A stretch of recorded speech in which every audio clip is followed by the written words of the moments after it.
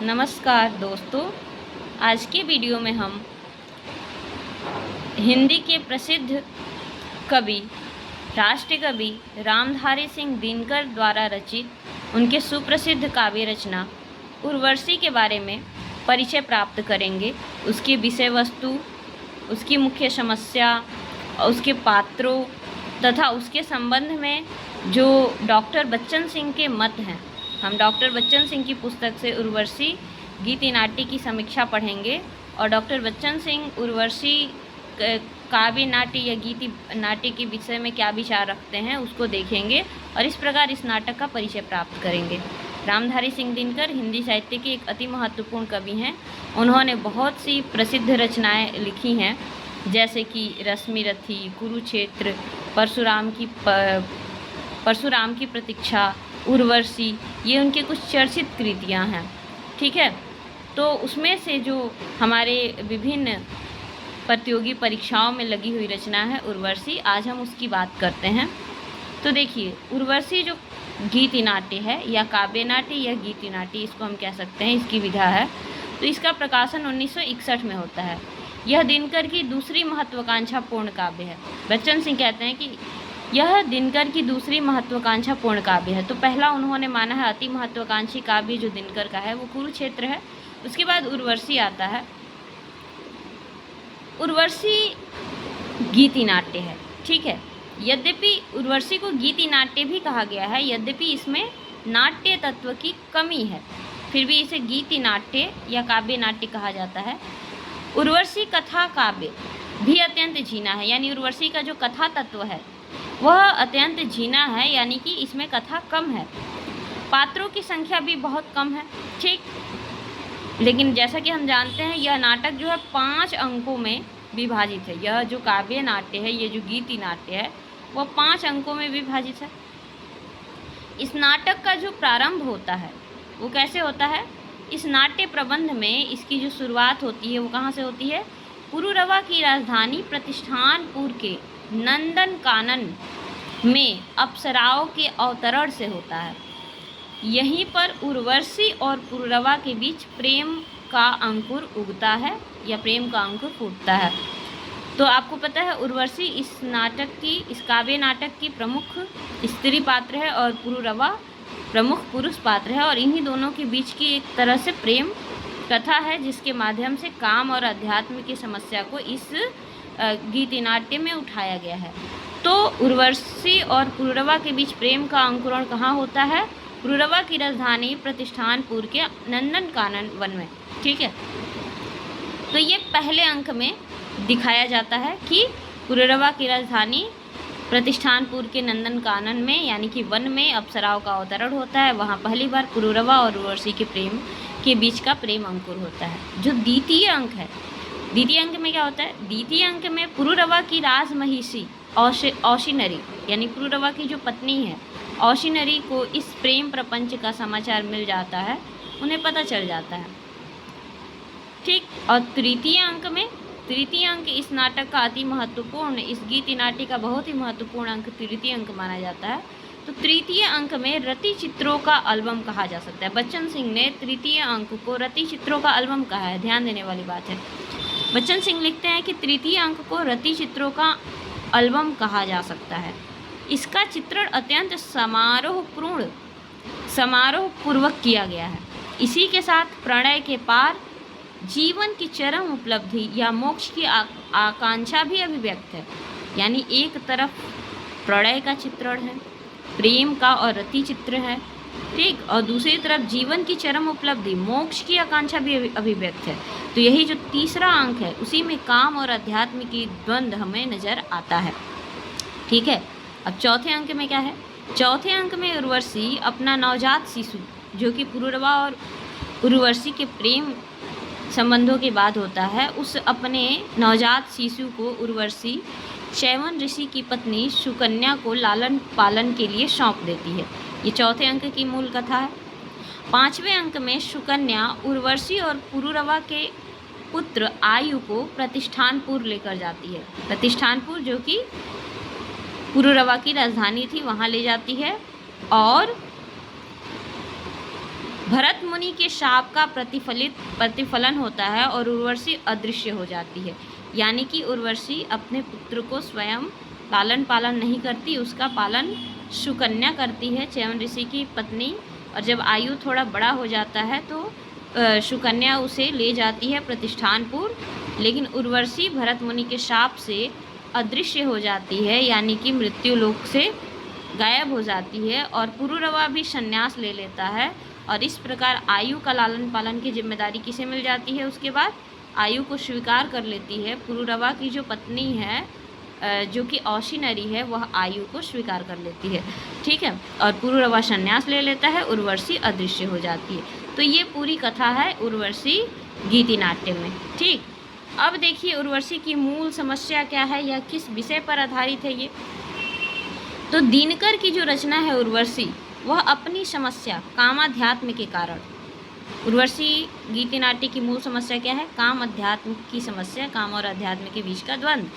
ठीक, तो दिनकर की उर्वशी अपनी समस्या कामाध्यात्म के कारण कालिदास और रवि बाबू की उर्वशी से भिन्न हो जाती है। यानी कालिदास ने भी और बांग्ला साहित्यकार रवि बाबू ने भी उर्वशी पर रचनाएं की हैं, लेकिन दिनकर की उर्वशी उनसे भिन्न है क्योंकि इसमें काम और अध्यात्म की समस्या दिखाया है।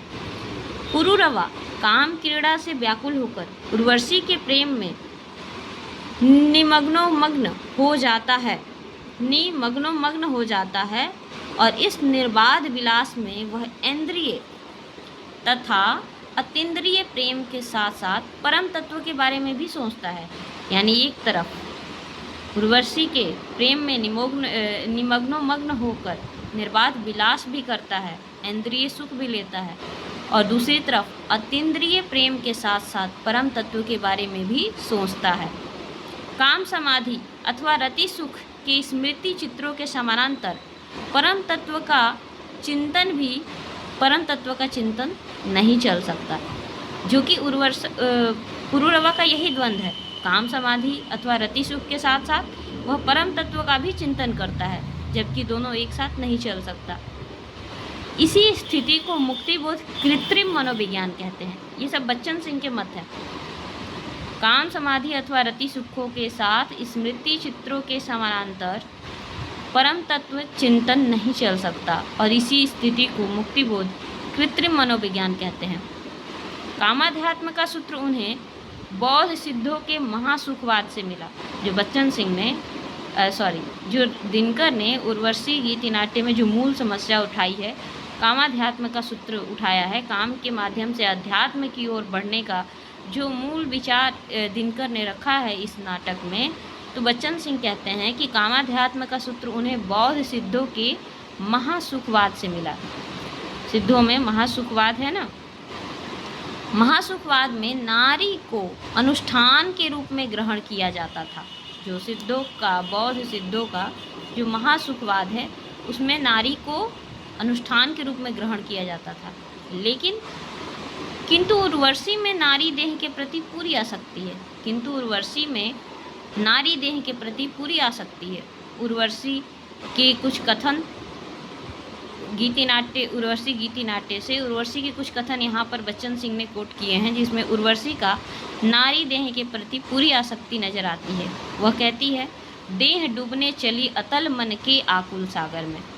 एक जगह वो कहती है, वह विद्युन में स्पर्श तिमिर है, पाकर जिसे त्वचा की नींद टूट जाती है, रोमों में दीपक जलते हैं। एक जगह और कहती है, रेंगने लगते हैं सहस्त्रों सांप सोने के रुधिर में, रूप की आराधना का मार्ग आलिंगन नहीं तो और क्या है। यह महत्वपूर्ण कथन इस गीति नाट्य में हमें देखने को मिलता है। बच्चन सिंह कहते हैं, रति क्रिया निजी व्यापार है, किंतु इस व्यापार को इतने आडंबरपूर्ण ढंग से मुखरित किया गया है इस गीति नाट्य में कि इस संबंध में मुक्तिबोध का क्या कहना है। मानो पुरुरवा और उर्वशी के रति कक्ष में भोंपू लगे हो, जो शहर और बाजार में रति कक्ष के आडंबरपूर्ण कामात्मक संलाप का विस्तारण कर रहे हों। यह मुक्तिबोध का कथन है। इस गीति नाट्य में जो रति क्रीड़ा का जो दृश्य इसमें दिया गया है, उसके संबंध में मुक्तिबोध क्या लिखते हैं मुक्तिबोध का महत्वपूर्ण कथन पूछा जा सकता है कि मानो रति क्रीड़ा तो एक निजी व्यापार है, किंतु इस व्यापार को इतने आडंबरपूर्ण ढंग से मुखरित किया गया है मानो पुरूरवा और उर्वशी के रति कक्ष में भोपू लगे हो, जो शहर और बाजार में रति कक्ष के आडंबरपूर्ण कामात्मक संलाप का प्रसारण विस्तार कर रहे हों।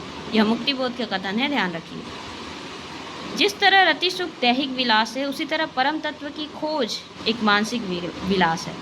दैहिक विलास छायावादी अतीन्द्रिय प्रेम की प्रतिक्रिया होकर रीति काव्य बन जाता है, तो अध्यात्म दैहिक विलास छायावादी अतीन्द्रिय प्रेम की प्रतिक्रिया होकर रीति काव्य बन जाता है, तो अध्यात्म छायावादी रहस्य से आगे बढ़कर वायवीय। यह बच्चन सिंह का महत्वपूर्ण विचार है। दोनों ही क्रियाएं सामंती मनोवृत्ति की देन है।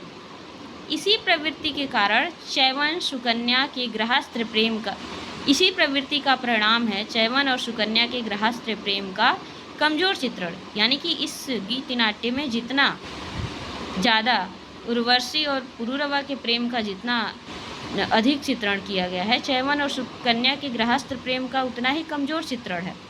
क्यों? क्योंकि बच्चन सिंह के मायने में, बच्चन सिंह के विचार से यह सामंती मनोवृत्ति के कारण ऐसा है।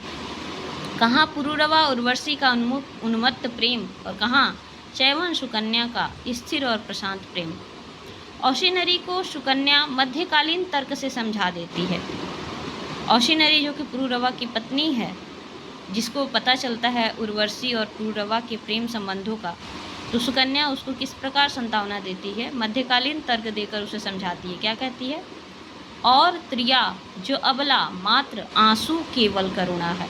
यानी स्त्री तो अबला है, उसके जीवन में आंसू और करुणा ही है केवल। यह पंक्ति मैथिली शरण गुप्त की उस पंक्ति की याद दिलाती है जिसमें वो कहते हैं, अबला जीवन है तुम्हारी यही कहानी, आँखों में है दूध और आँखों में है आंचल में है दूध और आँखों में पानी। ठीक। ज्योतिष के आधार पर पुरूरवा के संन्यास की अनिवार्यता इसे पूरी तरह मध्यकालीन मनोवृत्ति का काव्य बना देती है। यानी बच्चन सिंह जो उर्वशी गीति नाट्य है दिनकर की रचना, उसे मध्यकालीन मनोवृत्ति का काव्य कहते हैं। यानी सामंती मनोवृत्ति का काव्य बच्चन सिंह ने इसे कहा है। तो यह देखिए, ये बच्चन सिंह के विचार हैं उर्वशी के बारे में, उर्वशी गीति नाट्य के बारे में। आगे बच्चन सिंह कहते हैं कि दिनकर मुख्यतः आवेग के कवि हैं। श्रृंगार में आवेग दोष बन जाता है। दिनकर की हम अन्य रचनाएं देखें, कुरुक्षेत्र या रश्मि रथी देखें, तो इस हिसाब से दिनकर मुख्यतः आवेग के कवि हैं। श्रृंगार में आवेग दोष बन जाता है। लंबी आत्मश्लाघाएं रतिबिंब बासी प्रतीत होने लगते हैं। ठीक है, श्रृंगार में आवेग दोष बन जाता है। लंबी आत्मश्लाघाएं रतिबिंब बासी प्रतीत होने लगते हैं। ये बच्चन सिंह का विचार। भाषा का रहचारिक लंबे वाक्य विन्यास श्रृंगार के माधुर्य को दबा देते हैं। रति चित्रों की भी एक सीमा होती है, अतः उन्हें दोहराने के लिए कवि अभिशापित है। यानी इसमें अत्यधिक मात्रा में रति चित्रों के बिंब भी दिए गए हैं। तो इस तरह से बच्चन सिंह की उर्वशी के संबंध में ये विचार हैं। कुछ उनके आलोचनात्मक मत हैं। ठीक, किन किन जगहों पर आप देखेंगे बच्चन सिंह ने उर्वशी गीत जैसे इसे सामंती मनोवृत्ति से प्रेरित माना, जैसे इसमें श्रृंगार का अतिशय चित्रण यह उन्हें खलता है। ठीक है, रति चित्रों की सीमा से ज़्यादा प्रयोग उन्हें खलता है। ठीक है, इसे जो है आप देख रहे हैं कि मुक्तिबोध का जो कथन है, ठीक है, इससे भी बच्चन सिंह एग्री करते हैं। तो ये बच्चन सिंह का उर्वशी के बारे में विचार हो गया। और आप उर्वशी की मूल समस्या ध्यान रखेंगे, काम अध्यात्म की समस्या। इसमें काम और अध्यात्म का द्वंद्व दिखाया गया है, मुख्य रूप से उर्वशी गीति नाट्य के तीसरे अंक में। ठीक है, और इसके मुख्य पात्रों में आपको पता चल गया कि पुरूरवा है, उर्वशी है, चैवन ऋषि हैं और सुकन्या है, और पुरूरवा की पत्नी औशिनरी है, और बाद में उर्वशी और पुरूरवा का जो पुत्र होता है आयु है। ठीक, पूरी घटना कहाँ होती है? पुरूरवा की राजधानी प्रतिष्ठानपुर में। तो ये हो गया उर्वशी के संबंध में महत्वपूर्ण तथ्य। इसी प्रकार अन्य तथ्यों के लिए हमारे चैनल से जुड़े रहिए। चैनल को लाइक और सब्सक्राइब करिए। धन्यवाद।